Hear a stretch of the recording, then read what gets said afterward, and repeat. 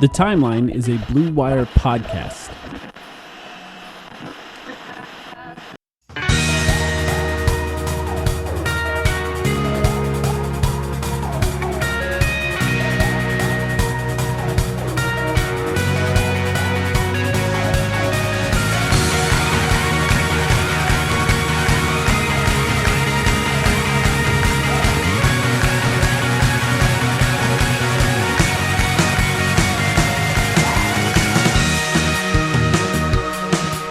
All right, Sam, this is not the reason we started an NBA podcast about the Phoenix Suns, but we have a lot to talk about today. How are you doing? I'm doing okay. Hi, everyone. We are here. I guess you could call this an emergency pod. We were planning on recording tonight regardless, because we were planning on continuing our internal development series, which is always a lot of fun. We get to talk about the reason I think we do this podcast in the first place. We get to talk about basketball and X's and O's and so on. That series is being postponed at least a handful of days, probably into early next week, because, we have breaking news. And, you know, we've been doing this for a number of years now, and I wish I could say that we never have to cover stuff like this exactly, except that we have this responsibility to. And unfortunately, being in this position where just being Suns fans specifically, it feels like over the past several years, there have been a disproportionate number of days where we have been kind of embarrassed to be Suns fans, for lack of a better term. Yeah. This is one of those days, unfortunately. And you could break it down for anyone who's living under a rock and does not know what report came out already this morning. You can tell them now. Yeah. The NBA announced basically a conclusion to the investigation into Robert Sarver, which essentially amounted to a 1-year suspension where he's not allowed to have any contact with a team or be on team premises at all, and a $10 million fine, which is the most that the NBA can fine an owner, which of course is nothing for an owner of an NBA team. The report, which there's a lot of, and I guess we'll get into some of it, maybe not all of it. If you don't feel comfortable listening to this, feel free to skip this one. We do have to get into some details of what happens, and of course don't listen to this one with your kids if you have kids. But Robert Sarver, they said, engaged in conduct that clearly violated common workplace standards as reflected in team and league rules and policies. This conduct included the use of racially insensitive language, unequal treatment of female employees, sex-related statements and conduct, and harsh treatment of employees that on occasion constituted bullying. And of course, they did go on to list some of the things he did on at least 5 occasions during his tenure with the Suns and Mercury. He repeated the N-word when recounting the statements of others. By the way, reading the full report, I would say that is a generous way to phrase that as it pertains to Robert Sarver. I wouldn't say that every time he used those words constituted a repeating of somebody else. Mr. Sarver engaged in instances of inequitable conduct toward female employees, made many sex-related comments in the workplace, made inappropriate comments about the physical appearance of female employees and other women, and on several occasions engaged in inappropriate physical conduct towards male employees. And then lastly, as far as the bullet points from the NBA, Mr. Sarver engaged in demeaning and harsh treatment of employees, including by yelling and cursing at them. So this essentially outlines a workplace that is extremely hostile to people, where the owner of the team, the very top of the team, used words that were inappropriate, treated people inappropriately, screamed at people, touched them inappropriately in some cases, and didn't treat women equitably, I guess is a fair way to put it based on the words that they used here.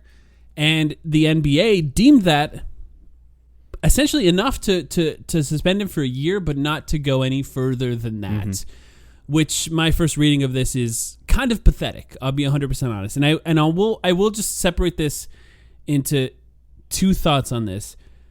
There's what the NBA could do, and then there's forcing him to sell the team, which I think that Robert Sarver should not be an NBA owner just based on this report alone, which, if you just start there, he should not be an NBA owner. That does not necessarily mean that the NBA can force him to sell at this point. There's a lot of things that need to happen in order to force him to sell.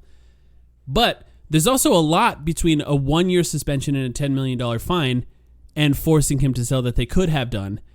And I think they did not quite go as far as they should have in this case, in this scenario, because in some respects, it's almost as if they're endorsing this treatment as something that requires essentially a slap on the wrist. Yeah, I would agree. Of course, what you're talking about there with suspending him for life is it evokes the Donald Sterling imagery that obviously people have made 100 million comparisons to today, and or more than 1 year, even 3 years, 5 years, something more than just a single year. There's a world. It's 18 years of mistreatment, by the way, that they outlined. Well, yeah, and the point I made earlier is like a $10 million fine. That's the maximum.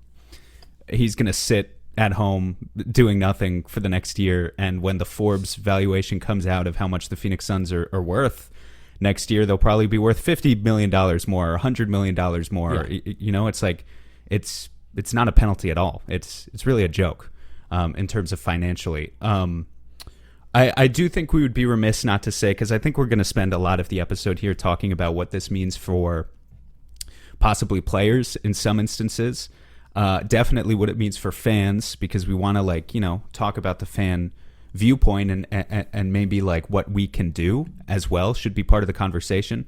But it would be remiss of us not to start it all with just kind of an understanding of that the victims here were failed today, because it's a separate conversation from Sarver should sell the team, which is something I think Suns fans have believed for a long time and would benefit fans in many ways, versus the other part of the conversation, which I think is more difficult. There were victims here, both, I'm talking about current and in many cases former Phoenix Suns employees who broke NDAs and put a lot on the line to participate in this investigation in the first place, and I think had very reasonable suspicion to believe based kind of on who they were dealing with, and just anytime you're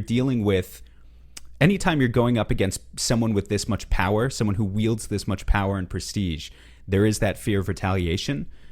In this case, we're told that Sarver completely cooperated with the investigation, but don't think for a second that these people did not risk something by speaking out.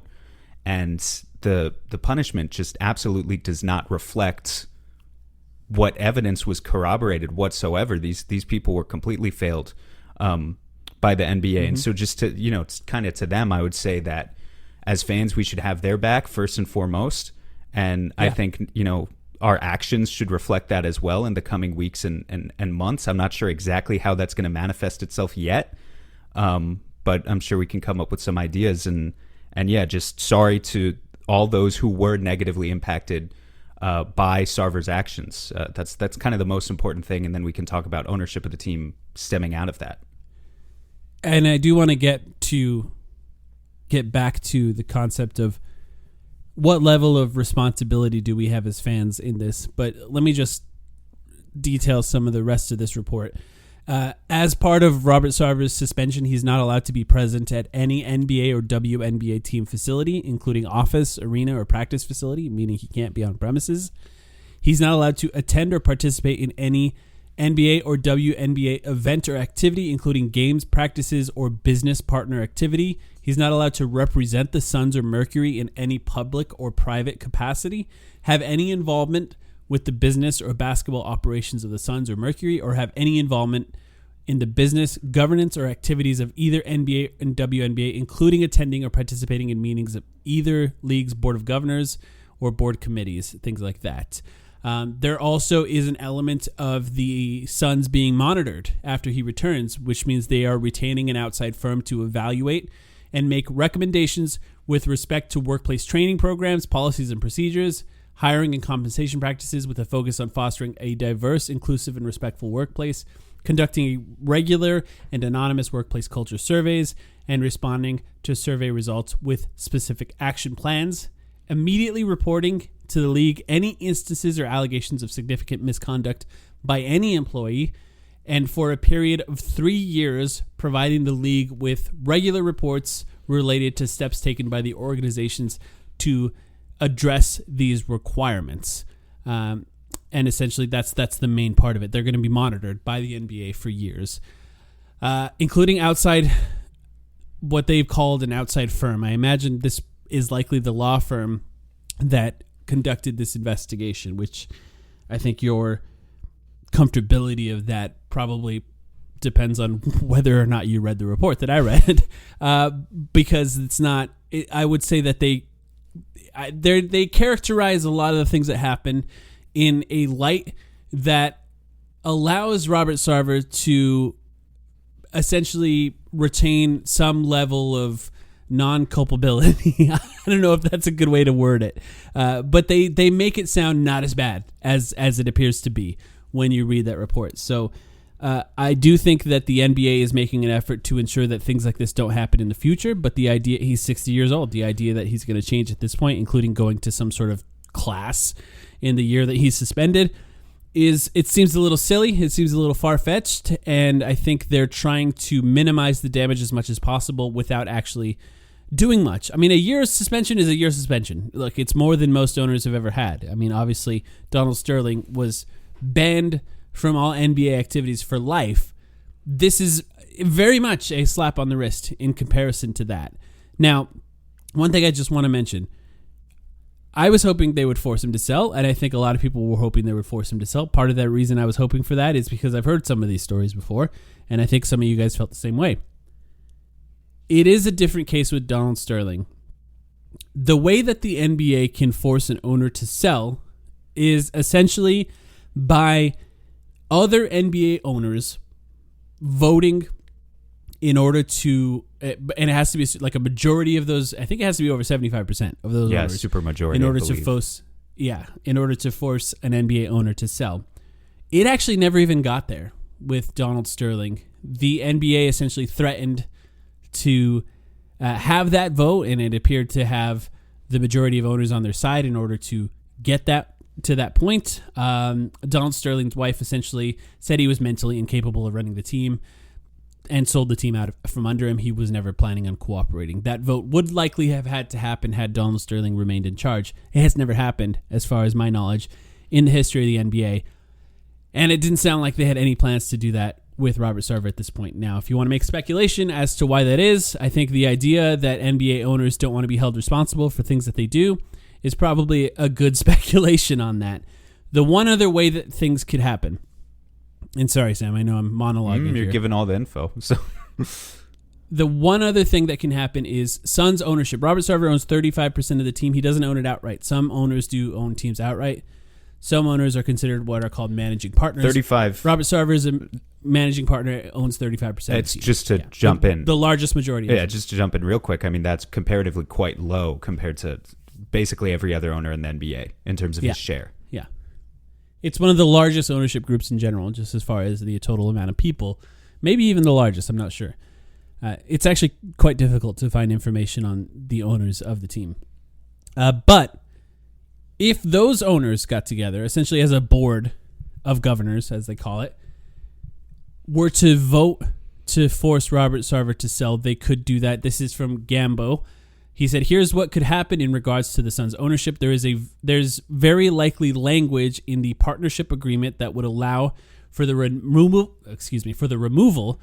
of the principal owner for cause if the minority owners determined that Robert Sarver violated his fiduciary. Whoa, I don't know if I've ever said that word out loud. Fiduciary?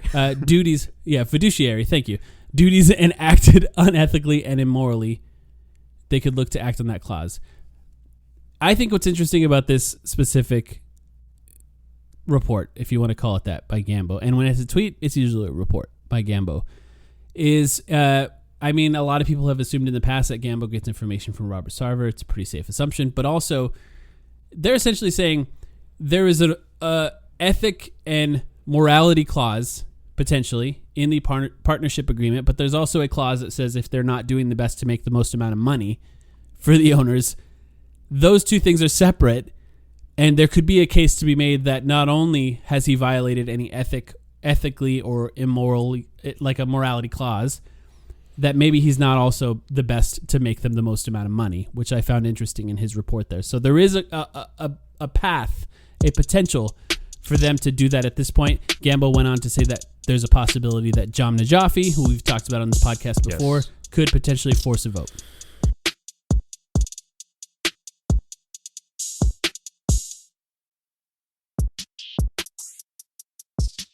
Yeah, I mean, it's interesting, right? Because kind of what you're speaking to there is just how all of these power structures, whenever, that how all of them are designed. The reason it was only a $10 million fine in the first place, Adam Silver is relatively powerless compared to all of these big, scary owners who have net worths in the billions of dollars. And so, of course, when you talk about how the Suns are run as an organization, there is a path.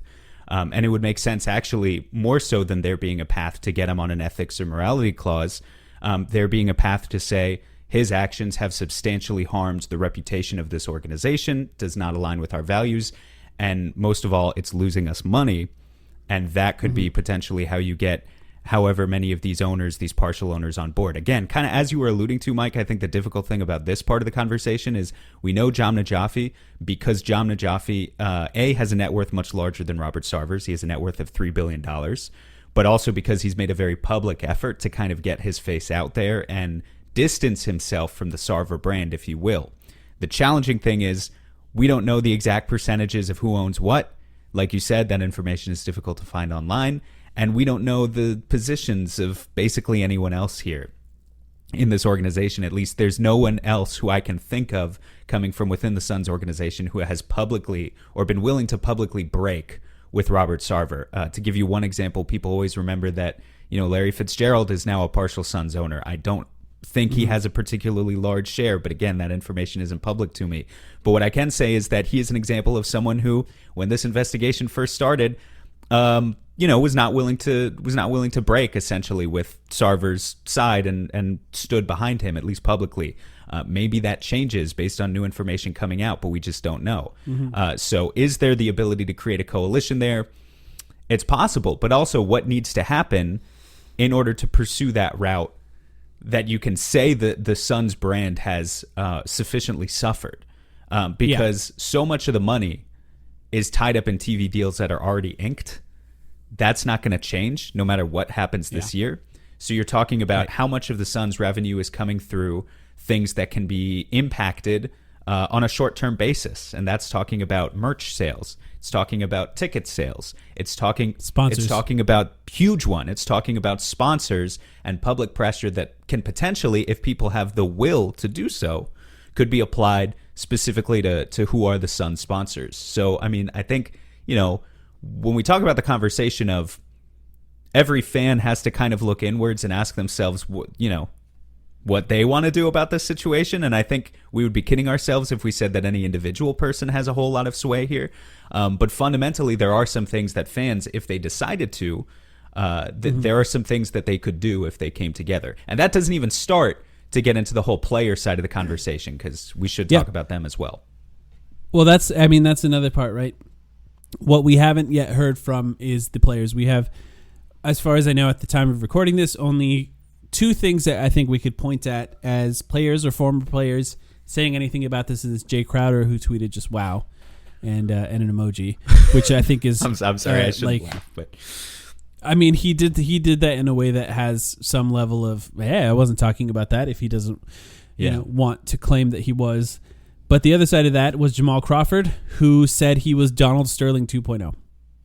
And Jamal Crawford, he would know. Well, for one, he was involved in the Clippers when that all went down, and two, he was on the Suns, so he has direct involvement with Robert Sarver. So he has played for both teams, and he knows both owners. And for him to say that, I think carries a lot of weight. There are a lot of Suns players who now are probably weighing what to do, if anything. Is it fair for the players to have that kind of pressure on them? Not at all. It's not. It's the NBA's responsibility to protect them and everyone else and the fans from things like this for even being discussed. I don't like that we even have to discuss it. And we have a responsibility to do that too. But ultimately, these players are going to have to say something. And what they say could have a massive effect on what happens next. Of course, I'm interested in Chris Paul. Chris Paul he's very familiar with things that have happened with the Clippers in the past and has likely a lot of great insight on what should happen now going forward. Whether or not they say it's sufficient, I think will carry a lot of weight. And then, of course, I think even more than that is Devin Booker, who's a young star in the NBA and will likely be in the NBA another 10 to 15 years, whatever you want to say. And what he says and how he feels about this probably carries the most weight. Devin Booker in general has sort of shied away from talking about anything that could be considered controversial. Other than I think double teams and pickup. Yeah, of course. Which I think in his case is purposeful. I would guess. So we'll see if he ends up saying anything, and then other players are involved in that as well. Jay Crowder, he already started a statement. If he wants to continue that, he should. And I hope we hear something from them relatively soon. It's not going to be too long until we're at media day, yes. and there's reporters in their face. Yes. And I have a feeling it's not just going to be Kellen and Gerald if the players haven't said anything yet. And Dwayne. And Dwayne, yeah. It might be Baxter. It might be Windhorst. Yep. If nothing else has come out of this. And I think as far as where this can go next, how media reacts to this is going to be interesting. I personally characterize this as a complete and utter failure by the NBA and an absolute embarrassment to the city of Phoenix and to the Phoenix Suns. How ESPN covers it, I think, will have an impact on how long it becomes a story and how much public pressure is put on the NBA and I guess just mainly the NBA, the Suns too, but the NBA because they have more control over this, is going to matter too. And then from a fan perspective, fans, if you feel like this is not enough, you need to make that known. And I know you are right now, and you guys know I am right now. And to some extent, maybe it's okay to ask the sponsors if they're okay supporting someone like that. Because they are at this point. That money's going directly into Robert Sarver's pocket. And to question them and what they're willing to do could have a bigger impact on this than anything else. Because to me, like I said to start this podcast, regardless of what the NBA did or could do, this man should not own an NBA team. Not to mention, by the way, a WNBA team where he's said things that is inappropriate for black people in general, but also women. And yes. The WNBA is full of black women. I mean, it's unbelievable that this man is allowed to still be left in power. It is really not a complicated process after all of the evidence that has come out. If you or I or any other normal, average Joe, average person used that type of coded racial language, abused women to that extent in the workplace, exposed yourself sexually, to employees. I mean, going beyond sexual harassment, we're talking about sexual assault in a number of these cases. Not only would we be fired from our jobs, but many of us would be charged criminally for a lot of these things. Yeah. And look, we only read some of it. Yes. In the full report, Robert Sarver said that he hates diversity. Yeah. This is a whole reports from people who work there. He said he didn't understand why some players, black players, could say the N-word and he couldn't. Well, and here's the biggest thing for me too, right, is that there was also this report, this like kind of standalone tweet that came out, I think from Woj. Maybe it came from someone other than Woj. My memory's already fuzzy. But Sarver shows no remorse over this, as far as we know. He put out a fairly weak PR statement, but according to Woj, I believe it was Woj, correct me if I'm wrong, he did not feel that he deserved this punishment. The word that Woj used, I think, was acrimonious. That it became an acrimonious process. He's going to cooperate. He'll pay the $10 million. He'll sit out for the 1 year. Now, actually, I think there are a couple things he might not cooperate on, and that could be an interesting discussion. But for the most part, as far as we know, he's going to cooperate. But it doesn't mean he feels sorry for what he did. It doesn't mean that starting next year, the same cycle doesn't begin again, right? Which, isn't that a whole other shameful layer of this, that you're not amending anything by doing this if you allow this guy to come back? Well, I mean, you're sort of outlining the potential weak punishment if another NBA owner were to do anything similar to this. You're saying it's okay, essentially. And this is not fun to read for me. People who may not follow me on Twitter, I outlined all of this on Twitter. I just want to read some of this other stuff that he said, because I don't think the way the NBA put out their statement did not include some of the details that people deserve to hear about this. Like Robert Sarver using the phrase, white folks in the front, N-words in the back, when talking about black people boarding a private jet, which I think is just straight up racist. He asked a female employee to her face, "Why do all the women cry so much around here?" After making her cry multiple times, implying, of course, that happens a lot. I'm not going to read that one on the podcast. It's just too disgusting. Go to my Twitter if you want to read all of them. This is directly from the report, Sarver once unnecessarily dropped his underwear and exposed his genitals to a male employee who was on his knees in front of Sarver performing a fitness check that Sarver had requested and had undergone before. This was after being told that was unnecessary to do. He once grabbed a male employee at a son's holiday party and danced pelvis to pelvis with him, and the employee found Sarver's conduct unwelcome, uncomfortable, and inappropriate. He once unnecessarily stood nude in front of a male employee after using the locker room showers, making him feel uncomfortable. These are all things detailed in the report, and there's more. And there's a lot more. And to me, just looking at all of these things stacked on top of each other, I can tell you this. Any one of you that has a job, if your boss did this, they're gone. They're gone. And I know it's a different scenario where this guy is technically the owner of the team, but the owner of the team that exists within a franchise, I think the punishment that they doled out to this is just not enough. And for fans to ask for more, I think you should. And, I am, and I think you should. Yeah. Yeah.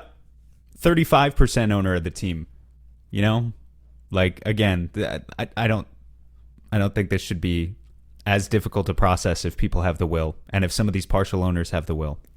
But again, man, players to such a large extent are going to be the catalyst here, and it really does all start with Chris. I'm going to be really waiting for what he says. It's just so unfair to them. I know, once again, like it was in the past. I know, and you know, it's a distraction for them. But they just want to play basketball, man. They just want to hoop, but. Whatever the Suns decide, we already know whatever the Suns decide to do as a group of players, I think is going to come stemming from the wisdom of. I mean, it's probably going to be a joint decision. I have a feeling it's going to be Monty and it's going to be Chris together who lead the way, and they may end up making some sort of statement. And probably James. I would not be surprised to see James Jones make a statement here as well. We just don't know. Yeah, and I agree. I agree with all of that, and I think it'll be interesting to see how they respond and what they say, because I think there's still a lot more to be told with this story. And I think what the NBA likely wants, what Robert Sarver likely wants, is this to go away quickly. And I don't think it should, because I just don't think there's a hypocrisy to this too, right? The NBA prides itself on social justice campaigns, racial equity, racial justice, and they are sort of signing off on an owner, staying an owner in the NBA, who clearly doesn't believe in those things. Yeah. And not only doesn't believe in them, I mean, actively fights against them in some ways. It's sort of the fundamental difference between the NBA and the NFL, right? In that we know the NFL doesn't give a shit. They've never pretended to give a shit. For the NBA, it's a little bit disappointing that they talk the talk, but then at the end of the day, a lot of their policies reflect exactly the same thing. Right. And we'll see what ends up happening. I think going forward from here, maybe an owner has enough power to force a vote, and this is one of the Suns owners, and the managing partners of the Phoenix Suns, or the partners of the Phoenix Suns, end up voting on whether or not to leave Robert Sarver in power. I don't know if there's a scenario where Robert Sarver retains his 35% but is no longer the managing partner. I imagine that's pretty difficult, considering if they vote based on your ownership stake of the team, he owns 35% of the team. That means his vote counts for 35%. So it's probably difficult to vote against that. I don't know if there's a scenario where they vote to get rid of him. I think it's possible. And this is actually not just from Gambo. It was written about by Phoenix Magazine when the initial investigation was announced, that it is possible for the owners to vote in a scenario like this. And then I think we're going to have to monitor to see, obviously, what the players do or say and how long this remains in the news. And a lot of that will depend on the reaction by people and by, I think, people of influence, media people. Like, we'll see what they end up saying on ESPN tomorrow morning, and that might have an impact on how long this stays in the news going forward. There is one other thing here before we wrap up, which is really quite frivolous compared to all of the rest of this when we're talking about, like, these transgressions and criminality or whatever, but it's about the roster building. have we considered the consequences of what it means for the Suns being able to build a winning basketball team that their owner is not allowed to participate in basketball operations for a year? Just very quickly, because, just, I guess, following the logic in case people haven't thought about that yet. And I wouldn't blame you if you have not thought about that today. But the Suns do have an extension coming up, say with Cam Johnson. They do have difficult decisions regarding the luxury tax and if they want to deepen their luxury tax expenses and their luxury tax bill. And I think having a certain level of disarray in the organization at the ownership level over the next year, where maybe you're not allowed to consult certain people on those types of decisions, just a very quick point that stuff could become murky over the next season as well. And I just don't have the answers for how they're going to handle that, just purely talking about basketball decisions. Obviously, like let me be clear, it's a good it's always been a good thing for Sarver not to be involved in basketball decisions, right? The day-to-day, you want that to be handled by James Jones. But yeah, now we don't know who, he could sell, he could not, and we don't know what that looks like going forward. And I just, very briefly, I wonder if that affects James Jones's thinking in terms of his ability to construct a roster over the next year, and if that changes anything for them. I'm glad you actually mentioned that. Right before we started recording, Baxter Holmes did release another report for ESPN, which stated that Robert Sarver will work with the NBA to appoint a governor, a managing partner, essentially, for the team during the year that he is suspended. Which, of course, if there is a governor, a managing partner over the team in the year that Robert Sarver is suspended, I think the worst case scenario is that Robert Sarver is involved in picking that person. But he is, according to the report by Baxter Holmes. I think there was a scenario where I personally hoped it was John Najafi over the course of that time, because he has the second largest ownership stake in the team. And maybe that has some sway, and maybe the other partners of the team, other owners of the team, have some sway in that as well. But I think based on how I understand their relationship, which is John Najafi does not like Robert Sarver, I assume that that's not going to be the case. So over the next week or so, I imagine we're going to hear some news from the players and how they feel. We're going to see how the media reacts. We're likely soon going to know who that managing partner is. I imagine there's probably a very short list of people who will be in charge of the team in the interim. And I think there is a case to be made that this could be a disaster for the team this season. I mean, I hate to say that, but if you have someone who is not really in charge for a year, it's difficult to expect things to go the right way, the way that they're supposed to go. Having said that, Robert Sarver not being there is a positive, so we'll see if that has any positive impact on that. We're going to keep this one short and be back next week to talk more about basketball, but do you have anything else you'd like to add before we end this one, Sam? No, I think we covered the bare bones. We'll continue to report kind of as we hear stuff here, not report in the traditional sense, but you know what I mean. We'll try and break it down, outline it for you guys as much as there's possible. A lot, I guess, just that there's a lot more we haven't heard yet, right? We're recording a few hours after the news breaks, but I want to hear from John Najafi. I want to hear from Chris Paul and Devin Booker and Monty Williams and James Jones, and I think we'll hear from all of those people in due time. But yeah, there's a lot of details. We're not built for this, Sam and I. We're doing our best to try and go through this as much as possible. This is just me serving a reminder to you guys that ultimately we're fans of this team, just like you, and we're coming at it and approaching it from the perspective of fans of the team. I apologize, we're not journalists. We're not attempting to be in any way, but we will sort through this as best as we can. Also, especially when it comes to matters of legality, we're not journalists. We've never purported to be journalists, as Mike just said. We're also not lawyers.